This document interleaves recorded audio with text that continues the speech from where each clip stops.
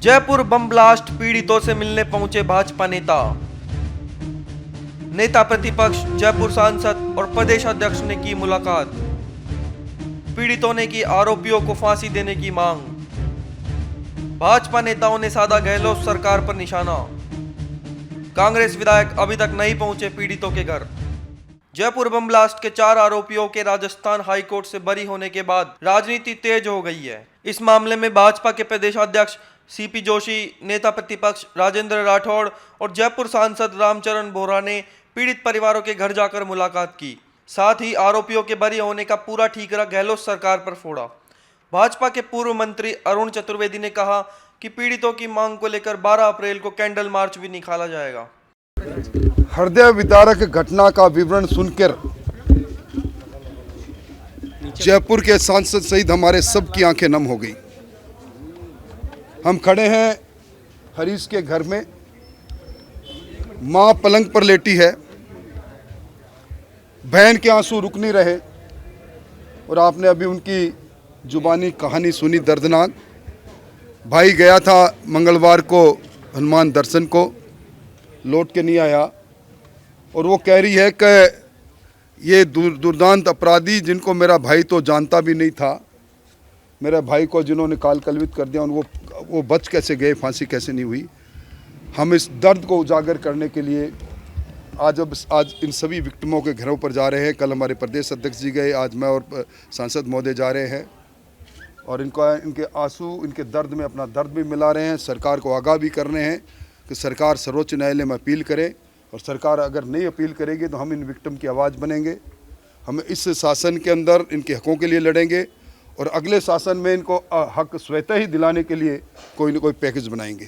जो हमारे पीड़ित परिवार से था, जिनके ब्लास्ट होने में शहीद हो गए थे, उनके घर पे मिल के आए और आज हरीश के घर मिलने के लिए आए हैं। और जिस प्रकार बहन के आंख में आंसू नहीं ठहर रहे हैं, माँ तब से जब से ब्लास्ट हुआ, तब से बेटा गया, तब से बीमार पड़ी है। सरकार की बिल्कुल भी सोच नहीं हो रही है। आरोपी मुक्त हो गए और जिस प्रकार की घटना हमने यहाँ पर धरना देकर, छोटे चौपर धरना देकर भी आह्वान किया और हम सभी पीड़ित परिवारों से जाकर मिलने का काम भी करेंगे और इस आवाज़ को बुलंद करने का काम करेंगे।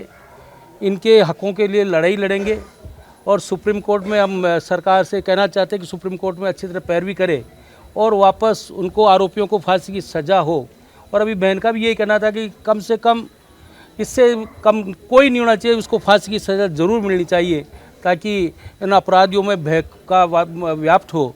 आज जिस प्रकार का जो वातावरण राजस्थान में कानून व्यवस्था का चल रहा है, चाहे वो बालोतरा की घटना हो, चाहे वो उदयपुर की घटना हो, चाहे वो और कहीं की भी घटना हो, राजस्थान में केवल और केवल जंगल राज स्थापित हो रहा है और जल्दी ही सरकार को उखाड़ फेंकने का काम करेंगे। 29 मार्च को एक राजस्थान उच्च न्यायालय का फैसला आया था जिसमें 13 मई 2008 के सीरियल ब्लास्ट के जो मुलजिम थे उन सबको माननीय उच्च न्यायालय ने रिहा करने का आदेश दिया था। आज इस घटना को 12 दिन हो चुके हैं। मैंने उस दिन भी कहा था कि राजस्थान की सरकार इस विषय के ऊपर संवेदनहीन है और अगर 2008 की घटना जो उस दिन मैंने आपको सबके सामने रखा था, उन घटनाओं के चक्र को देखेंगे तो उस समय में 5 घटनाएं हुई थी अलग अलग, लगभग 1-2 महीने के अंतराल के दौरान में। समझौता एक्सप्रेस का विषय था, अजमेर के दरगाह ब्लास्ट था, मक्का का मामला था, हैदराबाद का। इस तरह के 4 मामले हुए थे और उसके साथ में एक जयपुर सीरियल ब्लास्ट हुआ था। उस समय कांग्रेस की सरकार केंद्र में थी। कांग्रेस की सरकार ने वो चारों मामले एनआईए को ट्रांसफ़र किए थे और उस सब में से देश में भगवा आतंकवाद के विषय को खड़ा करने का काम किया था। केवल जयपुर का जो विषय था उसमें एक मुजाहिदीन के द्वारा जिम्मेदारी ली गई थी कि हमने इसके कांड को किया है, इसका लेते हुए, क्योंकि एक समाज विशेष का के लोग उसमें ज़्यादा थे।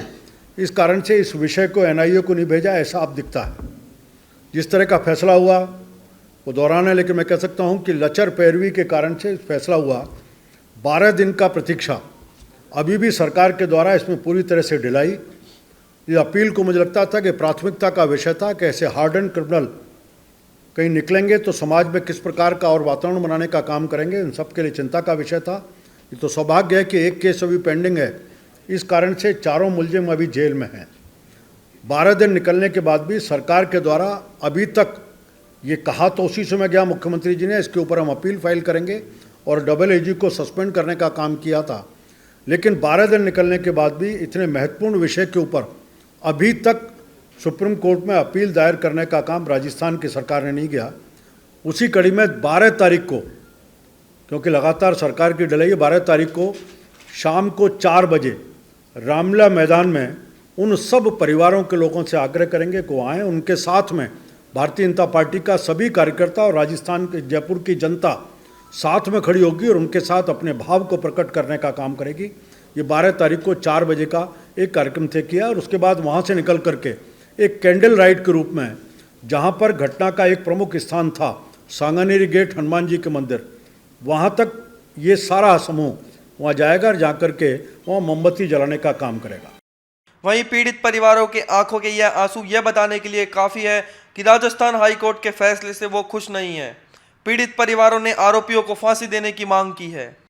आपको बता दें कि जयपुर ब्लास्ट मामले में गहलोत सरकार ने अब सुप्रीम कोर्ट जाने का फैसला किया है। जयपुर ब्लास्ट में 71 लोगों की मौत हो गई थी और 185 से ज़्यादा लोग घायल हो गए थे, लेकिन हाई कोर्ट में लचर पैरवी के चलते चारों आरोपी बरी हो गए हैं। इससे गहलोत सरकार की किरकिरी हो रही है। साथ ही जयपुर के कांग्रेसी विधायक और कांग्रेस नेता तो ब्लास्ट पीड़ितों के घर जाने की हिम्मत भी नहीं जुटा पा रहे हैं।